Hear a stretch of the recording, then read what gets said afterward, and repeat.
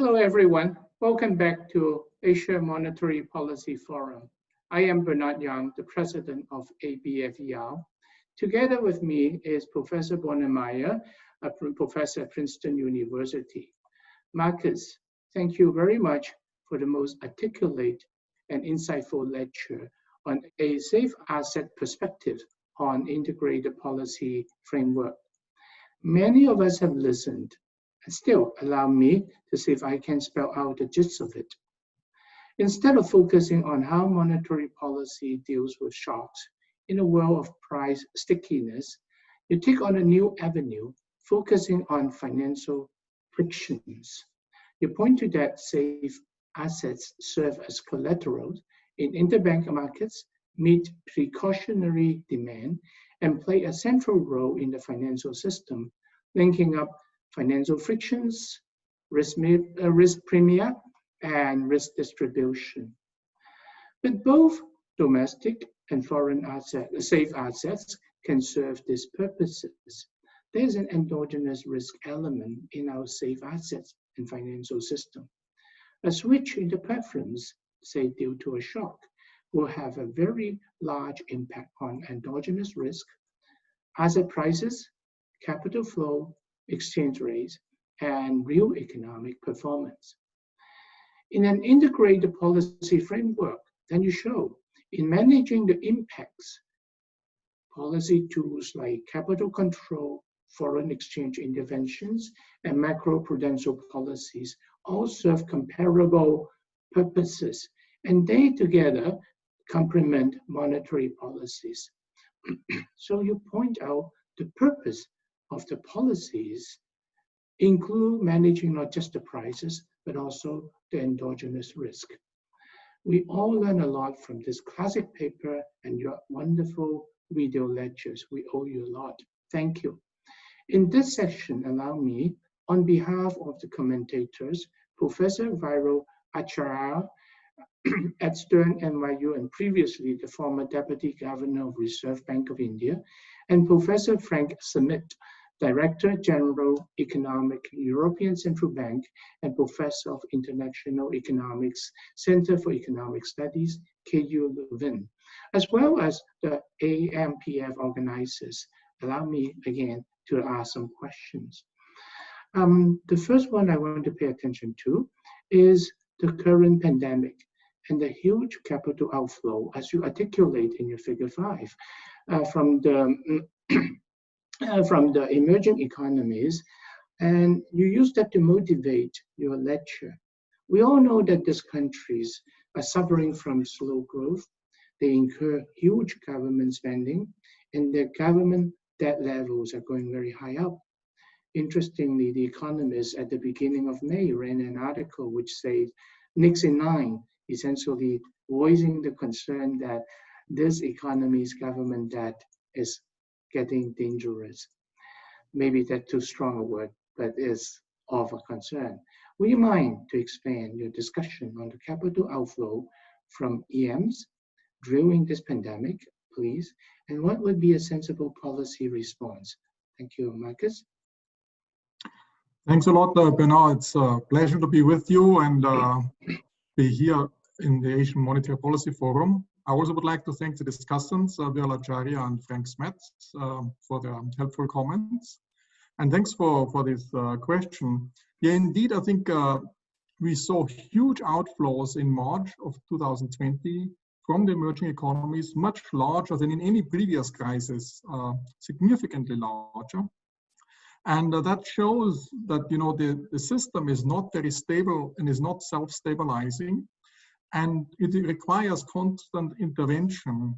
And the intervention occurred then, and the other interesting fact is that in April and in May, the situation stabilized. You saw these huge outflows, and then there was intervention. In particular, there was the interest rate cut in the United States, and there was the willingness of the Fed essentially to allow everybody to repo treasuries with the Fed directly, that in the swap lines that helped the situation, and also the IMF intervention. So all of this combined stabilized the situation. But the question is, what can the emerging markets economies do in order to stabilize? And when you move from a risk-on to a risk-off environment, And there's essentially, you can do several things. One is the bubble, and the emphasis of this article is that actually a safe asset status has a multiple equilibrium story behind it. It's a wobbly bubble potentially. And you saw already the bubble or the safe asset status in many, many countries wobbling.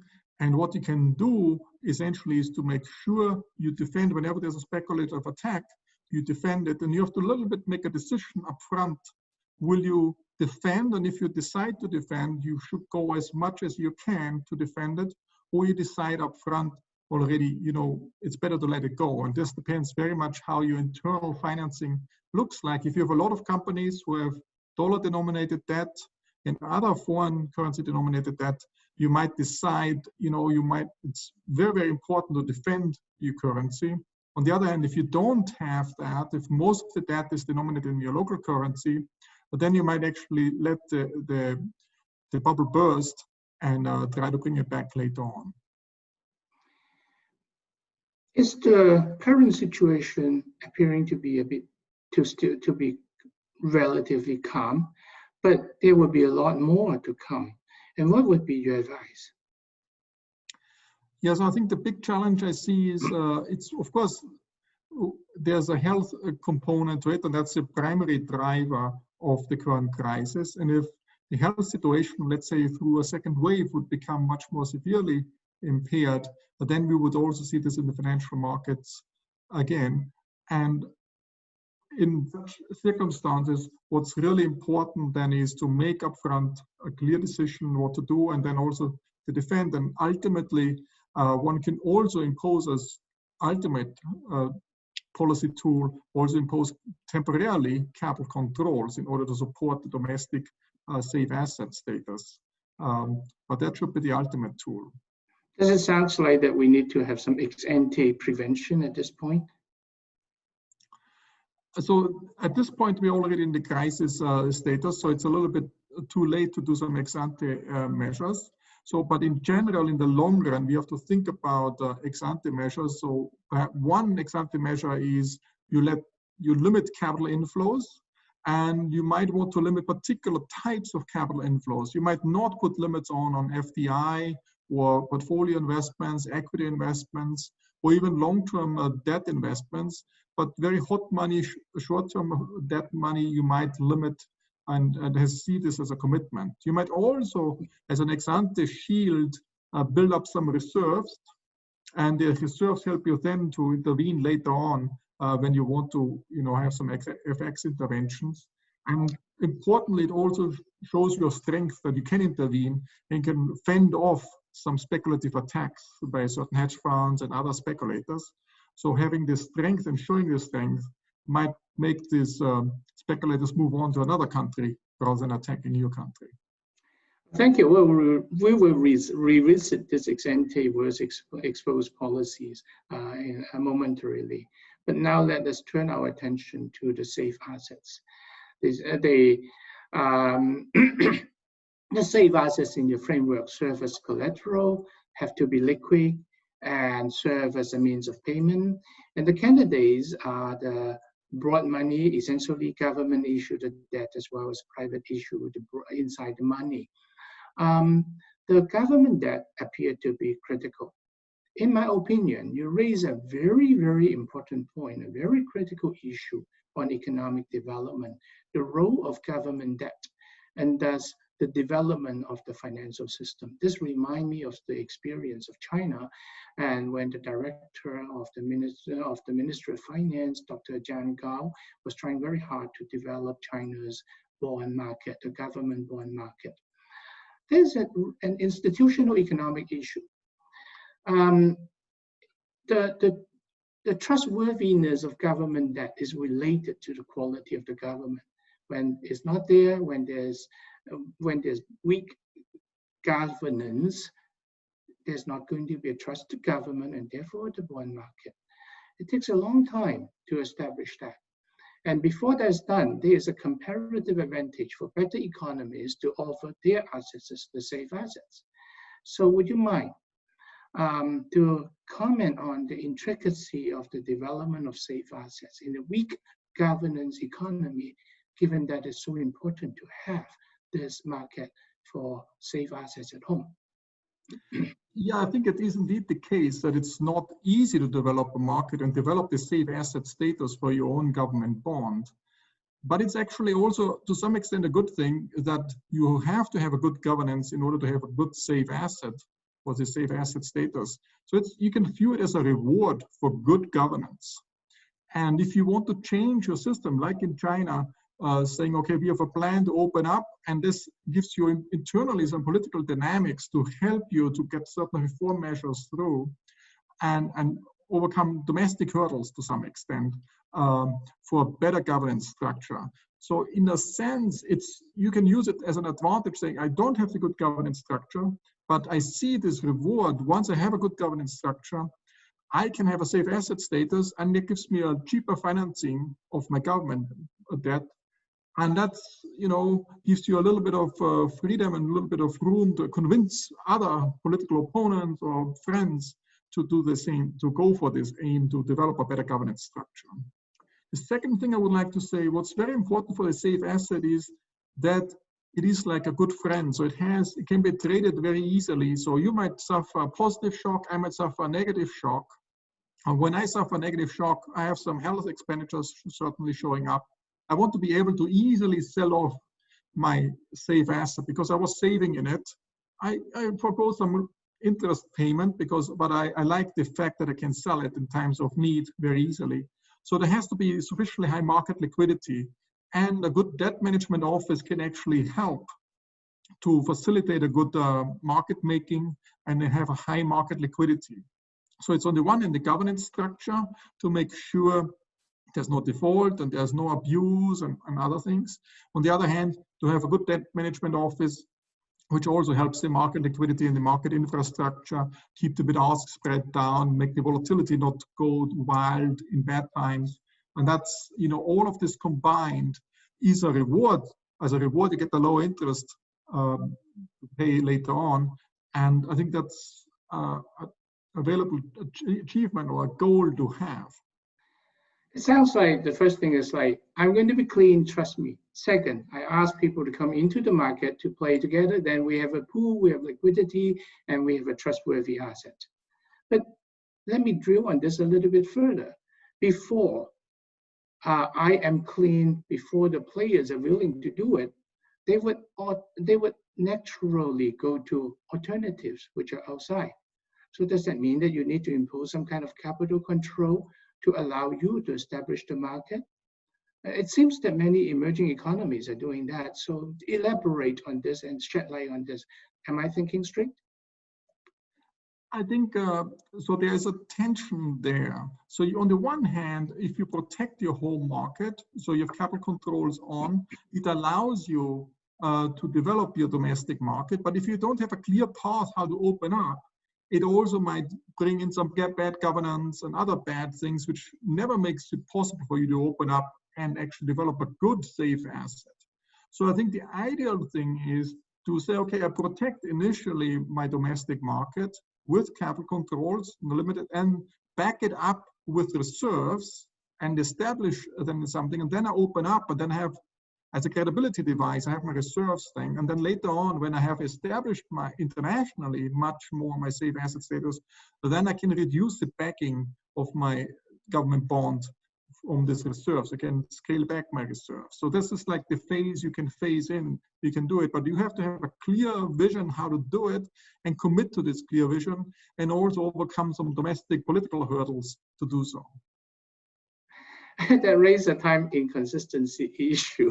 So I make all the promises. Later on, I taste the goodies, and I don't want to relinquish, like Professor Viral Acharya point out, endogenous risk arising from safe asset bubble is intricately linked to the government, its governance, and the political economy drive the nature of its expenditures, which in turn affects the sustainability of sovereign debt.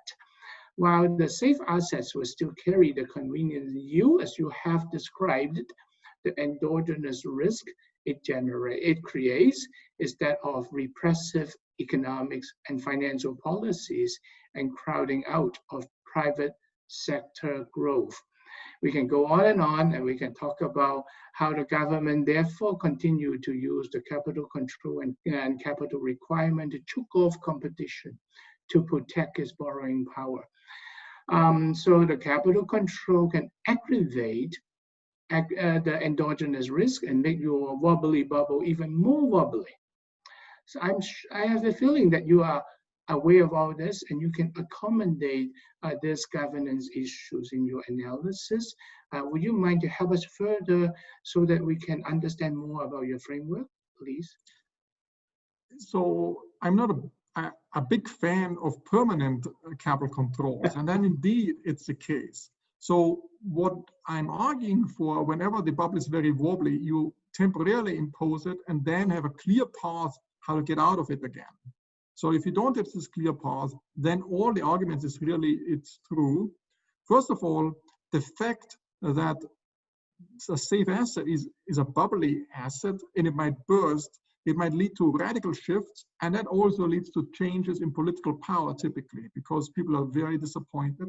So the fact that it is not slowly moving, but it might be radically moving, makes it actually more secure, because politicians might be more afraid to lose the safe asset status, because this radical move is threatening their positions as well. But secondly, as you pointed out, you might impose capital controls too easily and then impose them and then leave them forever. So in a sense, what you have to do is whenever there is an attack and it's still sustainable, so you can defend the safe asset status, you want to temporarily impose the capital controls, put up the gates, but with a clear vision how to put it back down again. So put the gates back down and open up again. And indeed, if you don't open up again, then you might end up in a situation where you can never access the international capital market, and then the economy suffers, and there will be disallocation of growth will go down in your domestic economy. And that's a slower thing, and that's, it's not like bursting of a safe asset status, and that might show up, just 50 basis points or 100 basis points lower growth all the time, and it might not kick you out of office, and that's a danger. And I see these dangers, and Viral Acharya is definitely right on this dimension. But that fits in the framework as well, but we don't go so deeply in the political governance elements, because we want to understand first what is the finance component in the safe asset status, right, and then the governance component comes on top of it. Well, it is useful to go to economic histories and the collapse of political regime to appreciate the market and political constraints in the system. Maybe you can work out another paper on economic history and political history. But along this line, allow me to go back to the ex-ante and exposed policies. We have a lot of interest in this. We know that exposed policies will give rise to moral hazard concerns, while ex-ante may choke off positive foreign influence. So would you please further comment on the trade-off between the two types of policies and what should we pay attention to? Yes, so I think for the exposed element, I think what's really important, as I mentioned before, is that it is only an emergency measure to impose capital controls. So you don't want to do it permanently. I think that's the important element.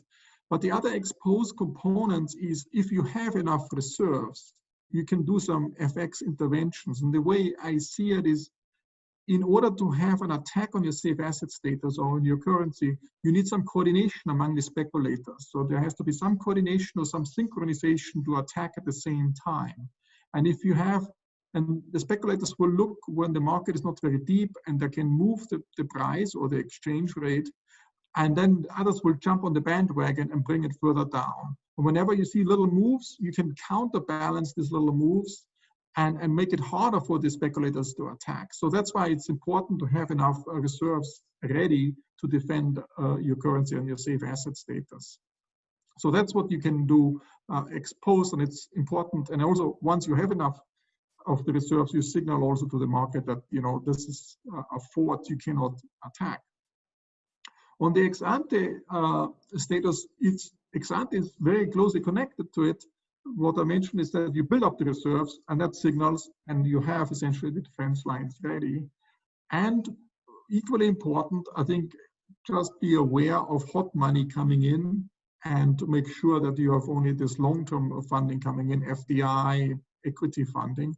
And equity funding doesn't have this feature, but of course, equity funding and FDI funding is more expensive. It doesn't give you this benefit. If you issue government bonds international and you have the safe asset status, it's exactly that you get a lower funding cost, a lower interest rate. So it costs you something. The problem with safe asset is it gives you cheaper funding, but it's often wobbly funding.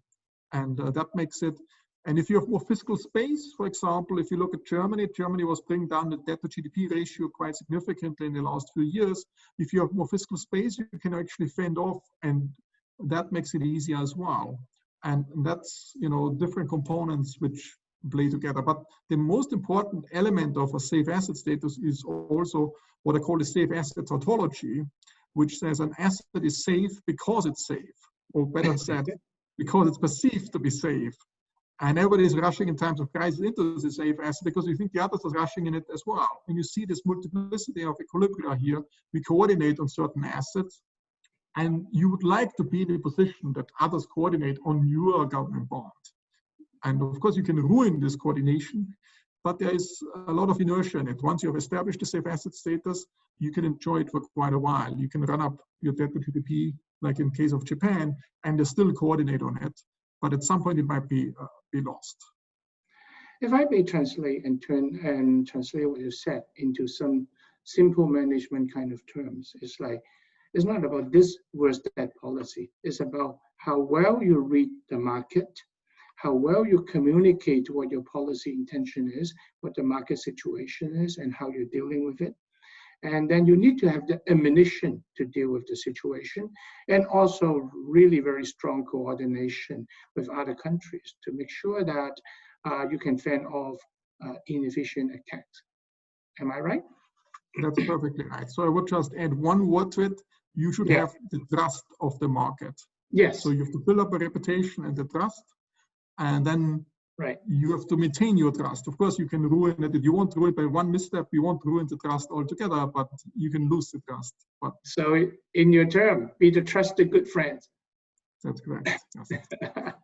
Well, now let me turn to the an item that fascinates us in your lecture. You talk about the self-stabilizing global financial architecture. Many of us are very interested in it, and I receive a series of questions. Who should do this? Is it IMF? In what currency? Is it a basket of EM currencies? Does it start to sound like some kind of SDR available to private sector banks in EM?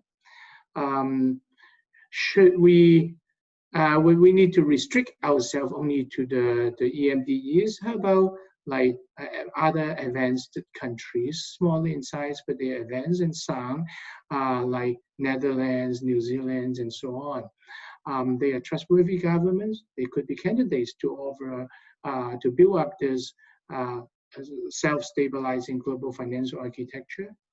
And also, generically, it seems that there's a inelastic supply question about safe assets. So would you mind to give us further insights on this series of questions? Yeah, so I think what's important is that the current system is very non-self-stabilizing. It's actually destabilizing. So what's going on whenever we go in a crisis, the interest rate for certain countries, safe asset countries like for Germany or the US and Japan, interest is going down, and the finance minister in these countries can then finance its debt much more cheaply, do fiscal expansion, stabilize their home economy, and stabilizes the whole thing. While in emerging economies, the interest rate is shooting up, and it makes it much harder to do any fiscal measures and stabilize the economy. And that's a big challenge for the emerging economies. So the question is, when we have this flight to safety out of the emerging economies into certain advanced economies, how can we rechannel this flight to safety back into the emerging economies so it doesn't go into the advanced economy, but it stays in the emerging economies? And the idea is that you pool certain emerging economy bonds and then tranche it in a senior bond and a junior bond, and then the flight to safety can go into senior bond, which is also safe as the US Treasury or as safe as the German bond. And that's the idea essentially. So you create your own safe asset and you do it through pooling and tranching. Now the question is, who should do that? Should it be the IMF or it can be any entity. So ideally I would say it should be done among the emerging economies which have a common interest. So it could be the Asian economies together, plus perhaps one or two advanced economies who lend the governance credibility to this vehicle. So it's a special purpose vehicle set up, and there's some very well-trusted country which has good governance structure and it says, okay, we enforce the governance structure, and we also decide if there's some misbehavior. For example, if one country says, you know, if I issue a senior bond, I dilute my existing debt and I issue another one, we will kick you out of this basket. Okay, there has to be somebody who can police that. So it could be the IMF, but it can also be done outside by some other consortium of countries, including a particular country. So that's what I would do. So the difference to an SDR is that it is fully backed by sovereign debt. So an SDR is essentially you can draw from other countries to get some resources. But here it's the case that, you know, it's a special purpose vehicle which is fully backed by sovereign bonds. And you would like to make the senior bond as risk-free as possible, because as I presented, there's this condition to have a safe asset, which is R plus the risk premium is smaller than G. So you want to concentrate all the risk on the junior bond in order to make the senior bond very, very risk-free. So the R is smaller than G, the risk premium is squeezed as much as possible, so the condition is much more easily satisfied to have a safe asset. So that's essentially the idea. But the main idea is that instead of having this flight to safety across borders, you have essentially flight to safety back to the emerging economies, just across two types of bonds, a junior bond into a senior bond. But both of them are from emerging economies, plus one or two advanced economies which lend their governance credibility to the system. And the key feature that you emphasize is that there will be safeguards that governments will not add on to what they have, another layer of new super senior trench. Yeah, so typically the question might arise, so each individual country could also issue a senior bond and a junior bond and say, okay, the senior bond is the safe one and the junior bond is the risky one. So whenever we pay off our debt, we first pay off the senior bond, and when if we really have to default, we only default on the junior bond. And ideally, sorry. And then the problem is essentially, if we do that the government says, once the senior bond is issued, we issue a senior bond. And then the previous senior bond becomes junior to the senior one. So a single country can do this, but if you're part of a pool of countries, the pool of countries will say, no, that we won't do that. So that gives you some commitment device not to issue a senior bond, because the senior bond, you cannot place into this pool anymore. The other countries said, we won't take this one. And that's why it's better if a whole group of countries together do that, rather than a single country. A single country on its own cannot do that. But is currency an issue here? Yes, the currency is an issue, so one has to deal with currency. I would say the whole thing is, of course, a pool of different sovereign bonds, and they are consisting of different currencies. So the senior bond would be also a pool of bonds, but it could also be an inflation-protected bond in order to get the inflation risk premium also to zero. So you can issue an inflation-protected senior bond, and you essentially put also the inflation risk also in the junior bond. So the senior bond is free of any type of risk. And that's the way one can do it. So there are ways to do it, but we need to drill down a bit more onto the details. That's true. I mean, there's still some details to be worked out. To be honest, I developed this idea with other friends, other economists for the Eurozone. The inflation, the currency problem was not the problem because it was for the Euro area as a whole. There is only one currency.